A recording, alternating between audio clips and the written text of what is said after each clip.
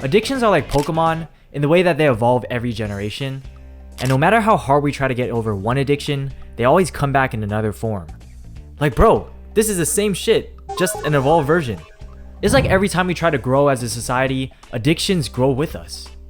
Like when we started to make technology and computers, some of us started drowning on the internet and became terminally online. Or when we found a cure with medicine, someone would find another form of medicine. Yo, you just found the cure for cancer? That's cool and all, but I just found out about this new drug that makes you see the stars, bro. It's called fentanyl. There's so many addictions to count, but you'll notice a pattern that they usually fall into a category in which I label the 4 horsemen of addictions. So in this video, we'll be going over each of them, starting with the rising addiction of gooning. Gooning has always been a thing. The older generation had these old VHS tapes and Playboy magazines. But during the age of the internet, it's impossible to scroll through media without at least seeing someone doing thirst traps or promoting their OnlyFans. Now everyone's a gooner. If it wasn't as big of an addiction before, it sure as hell is now. Because people in this industry are making generational wealth feeding into the temptation of lust. All thanks to the fact that we are horny motherfuckers.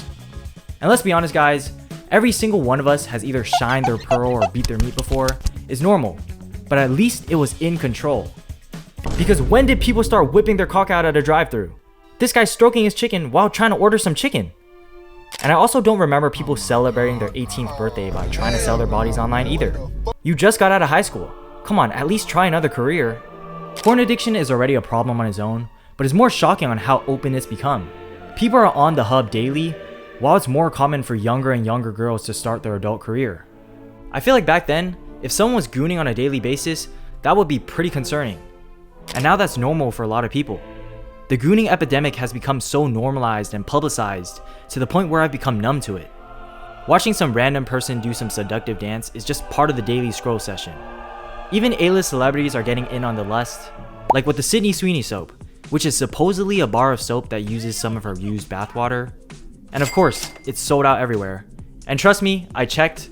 If anyone knows where I can get some, let me know. I'm asking for a friend. The only way to buy this is from eBay resellers listing it for $200 a bar. I wouldn't be surprised if some down bad gooner bought this. Cause yeah, who would be so down bad to spend $200 on some Sydney Sweeney bathwater soap? Am I right guys?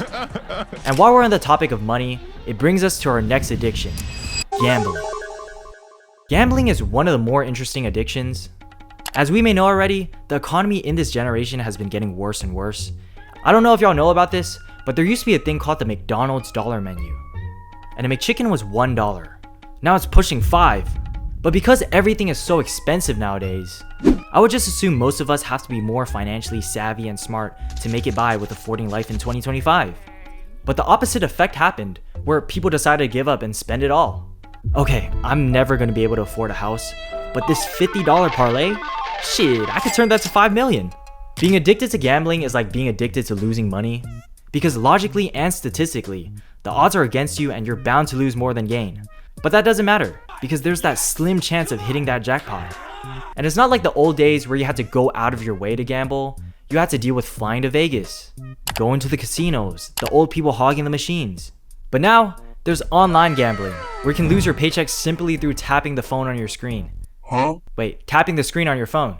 You've probably at least seen one gambling sponsor in some shape or form. Maybe from a totally random clip with a steak logo slapped on it, or from a handful of streamers playing these fancy little gambling games similar to Crossy Road or Landmines. And after watching these enough, I kinda understand the appeal.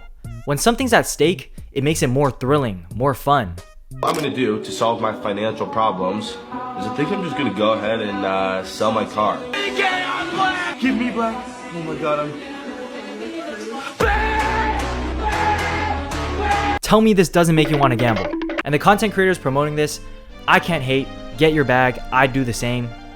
At the end of the day, people are still losing money, but so far, it doesn't seem to be at a level where people go into crippling debt from gambling.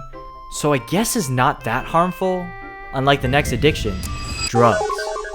Drugs are the most stereotypical type of addiction. Whenever you think of the word, maybe a rehab center pops up in your mind for people trying to stay sober. Something like cigarettes are common back in the day. But as the generation got older, cigarettes got outdated. It used to be advertised by doctors that it was healthy for you.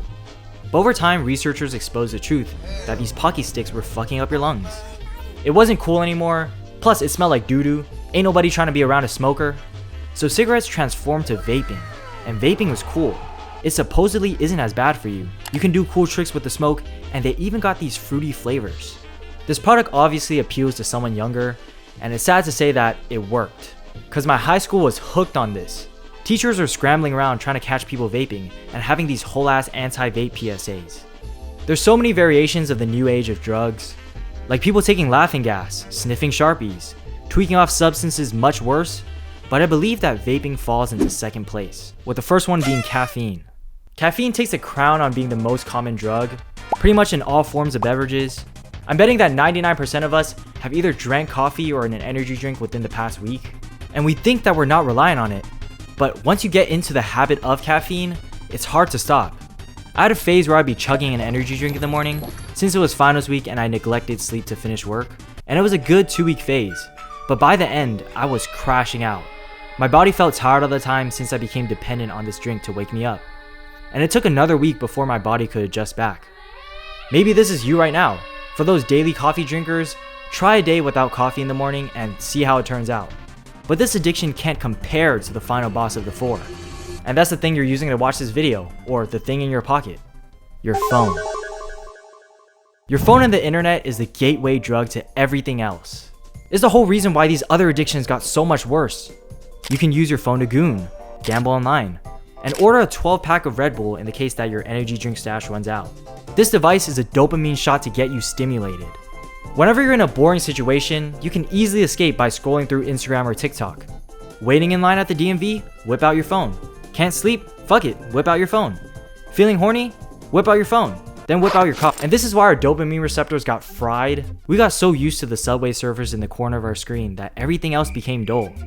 Nowadays, you could be talking to someone and mid-conversation, they'll be looking at their phone, checking some random irrelevant notification. And I have to admit, I have a problem with this. It gets so bad to the point where I work for 5 minutes, then go on a 20-minute scroll session. And whenever my iPhone updates me about my screen time, I low-key get ashamed because it's telling me that I'm a disappointment. Yeah, my screen time was 5 hours a day and it went up 20% from last week. I'm sorry, okay? Maybe my mom was right. It is that damn phone. But since I'm talking about this topic, it should be a wake-up call to get myself in a better habit. If you guys watch me from 2024, you guys know that I used to be into self-improvement, and I realized that I let myself go over the past year. My work ethic decreased while my phone usage increased. So if there's anything to take away from this video, it's to be conscious of what we're doing. After I graduated college, I felt time zoom by, and it's important to use the limited time we have on something valuable. A little less scrolling and a little more enjoying life. So, get off TikTok and social media and use your screen time to watch my videos, And you might as well like and subscribe while you're at it. But yeah, thank you guys for watching, and I'll see you in the next video. Peace.